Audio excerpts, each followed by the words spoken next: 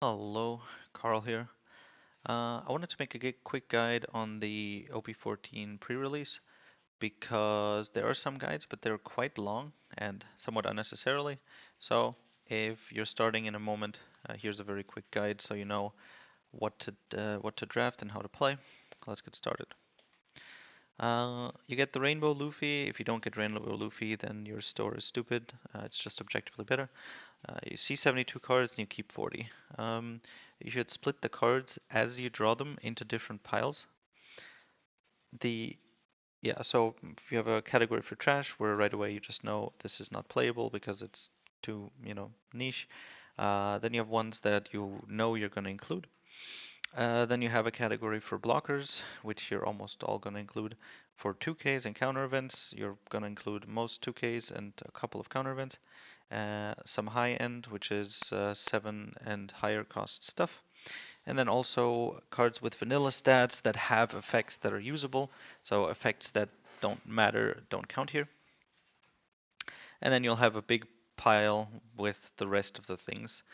And that's where most of the actual decision making comes in, because you will generally take 8 or so 2Ks, maybe a bit more.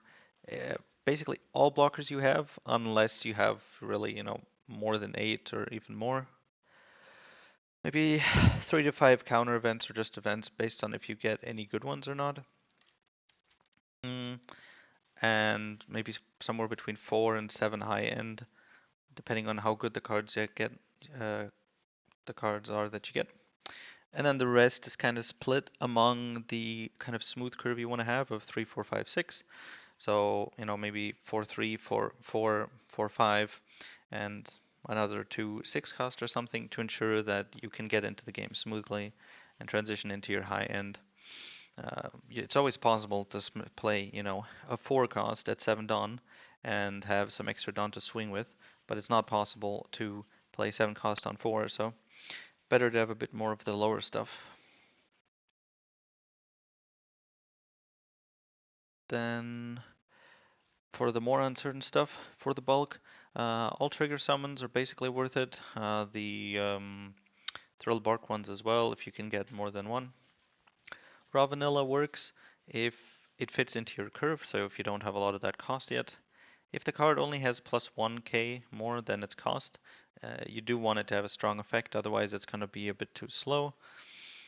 Um, Basically all 1 and 2 costs are trash and you should ignore them by default. We're not counting blockers and we're not counting events.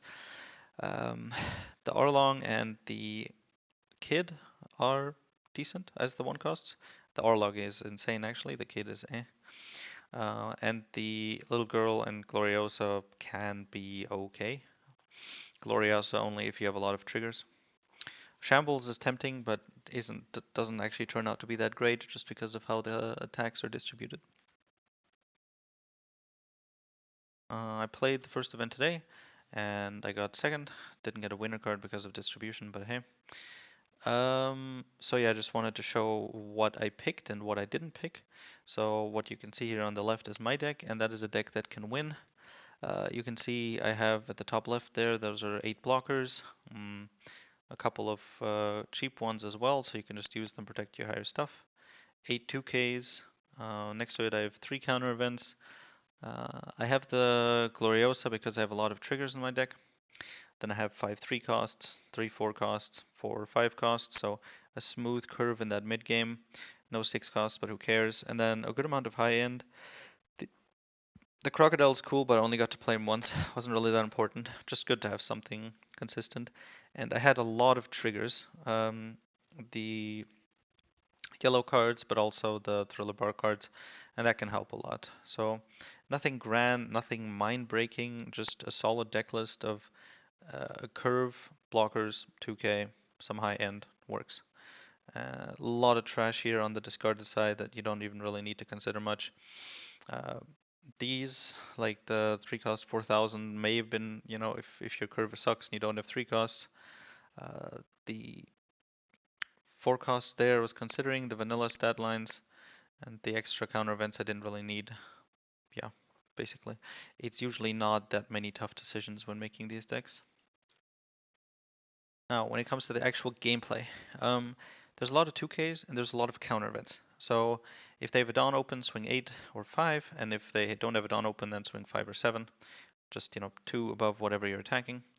The only rush they have really is the 7 cost Zoro, and you're gonna see him almost never. So very little. There's also a Kaido and a 2 cost Cavendish, but basically it's very rare and you don't need to play around it much. There's also very little removal for blockers. Only Ground Death, the Perona, and the Mihawk event, which you also don't need to worry about that much.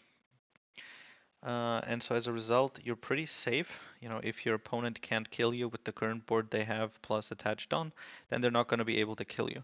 So it makes it easier to calculate. It lets you swing with blockers without worrying about dying, take life hits a bit more easier, or just very aggressively protect characters, if you can just kind of count how many swings they have at the moment.